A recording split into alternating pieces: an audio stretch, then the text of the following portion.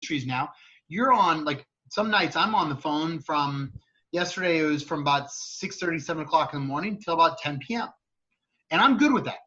And, I take a dinner with my fiance and family, and, we do really cool things, but, obviously I'm running multiple companies. So it's interesting to be able to look at how I can make sure that our staff are served.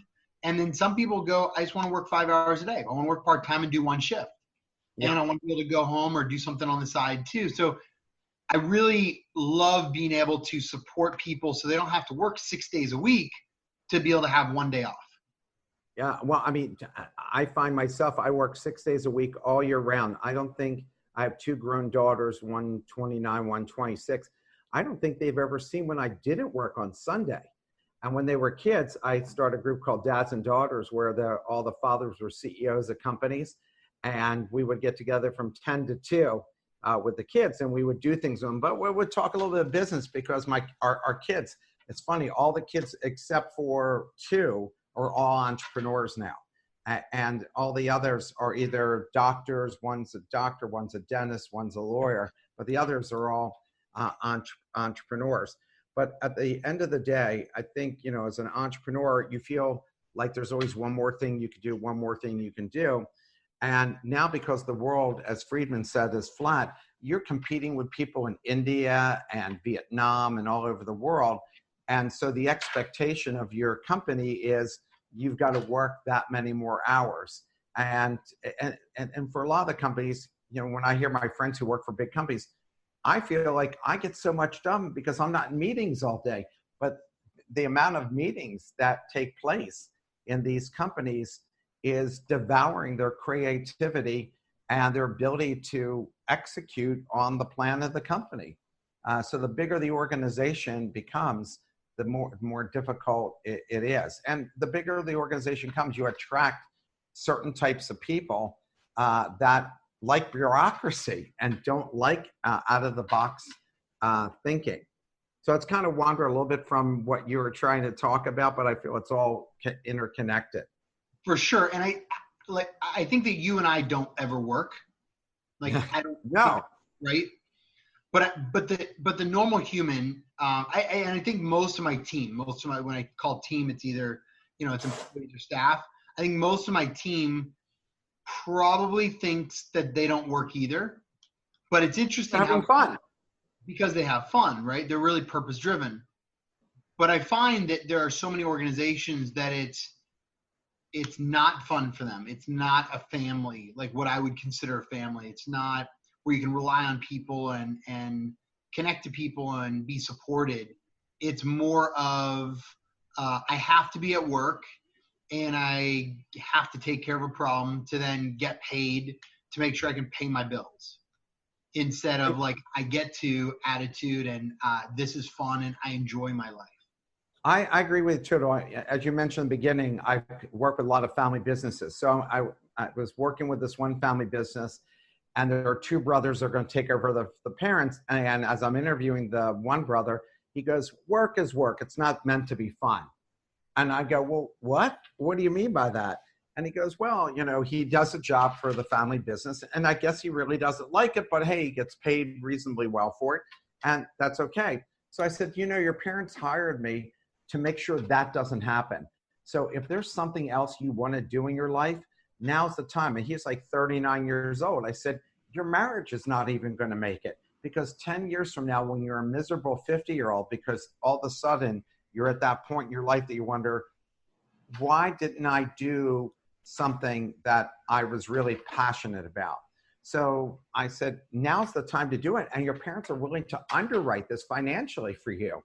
So decide what you want to do. And there's lots of things you could do in the family business that could be intellectually interesting. And if it's not the family business, then leave the family business and go find your own path. But don't wake up every day, because when you wake up miserable, your wife is going to say, you know what, I just don't want to deal with that. I'm going to go find myself a mate that is happy with who they are. And it doesn't matter what they do, as long as they're happy. And your kids, I said, my kids saw that every day I really loved working and all the entrepreneurial stuff I was doing.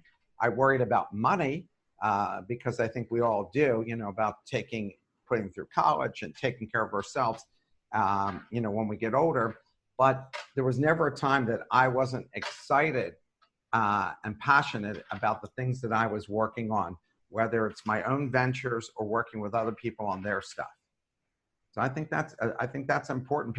My youngest is trying to be an actress, and when she graduated college, my ex-wife said, and she's great, she's a fabulous mom. She goes, well, she needs to go find a job. I said, find a job? I just spent money for her to go to summer camps to learn how to act. I spent a ton of money sending her to University of Arizona. I want her to follow her passion. If after a certain period of time we decide we'd give it 5 years, after 5 years, if you're not able to make it in some aspect in that field and be self-sustaining, well, we gave it a shot, and you tried to live your dream. It just didn't happen for you. But I certainly wasn't going to have her wake up on the psychiatrist's couch at 30 saying, I never got my chance, when I was able to help her. And I think that's with a lot of people. They always wonder, oh, I should have taken this path and I didn't do it because I played it safe. You only get, on average, 80 years, and really only 60 of them are in the workspace. And so you've got to make the most out of what you got. I know you wake up every morning shot in the ass, right? Like, you can't wait to get up. You probably only, like me, sleep 5.5 hours a day. So so before my fiance got pregnant, I was— Congratulations. Thank you. I was sleeping a lot less, but it's interesting because I used to go to bed definitely before I met her, I used to go to bed at 1 or 2 a.m. and get up at 7 or 8 or whatever, sometimes 6. And I used to pull 18-hour days. And with her, it's been interesting because I read every night, or I tell our our baby a story. He's going to be born in November, but I do a story every night. Like, we do certain things, but I've been spending more time because of her pregnancy and everything else supporting her, supporting us. So I've been getting like 7, maybe 8 hours, which I go to bed with her. We wake up usually together. It's more of that consistency to be able to, create a lot of support. But yeah, it's she runs her own company too. And what does she do? She owns an educational company. So she has tutors and coaches. They do seminar training. They do online tutoring coaching. She switched it used to be all in person. Obviously, this has helped her out a lot. And she does it for, they charge $100 an hour, it's $75 to $100 an hour. It's a good market. And they make sure that people, whether it's, elementary to high school, getting into college, career coaching, that sort of thing. So it's all youth-based, but then she has a segment for parenting too, because a lot of parents don't understand why their kids are having problems. So me and her, both of us, her and I, have both looked at this whole thing, and we've really studied on how to shift a belief system, but parents don't usually go to parenting courses to understand their own current beliefs or emotions but what they do is they take out their baggage and their past BS on their kids. Creates the problem that then they wonder why their kids are doing the same thing they did, and they can't take accountability for it. That's right. It's super simple, but people have never been trained. So what's great is she works with her kids on this, and we work with our kids in our schools on this to be able to change the current direction of human or what they say humankind within one generation. We can create amazing, loving humans that are passionate and that really care about something. Whether, like, I have kids that come up to me and they're like, I want to be in the weed business. I'm like, awesome. It's called medical marijuana. You can do it legally in certain states. It's not federally legal yet, but you can get into CBD right now. You can't bank with it yet in the THC related stuff. But at the end of the day, why not do what you love to do? Or I've had kids that say, I like guns, or I'm like, join the military, law enforcement. Or I had one kid that got arrested I've had a bunch of kids that got arrested for carjacking. I'm like, you can do that legally. And they look at me and they're like, what? I'm like, it's called a repo man. Yeah, that's right. So whatever you love to do in life, I find the actresses, because I lived in LA for 7 years and I know that world a little bit. So many of them, it's the newer ones are out there trying to like build relationships. And Yes. beginning to, from what I saw, everybody out there every night trying to build relationships is not working on their craft, which means they're not taking night classes or coaching classes or working out or being fit. They're out there partying. And everybody else that was partying, when they had the opportunity, they weren't ready for it.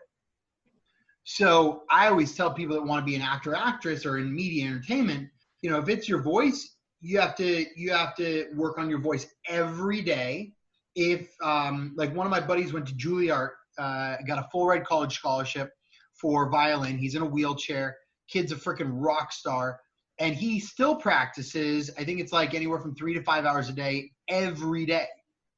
If you want to become really good at something, I remember my daughter was in the School of Rock, and I saw the kids that were in the school, and they were playing air guitar in our car.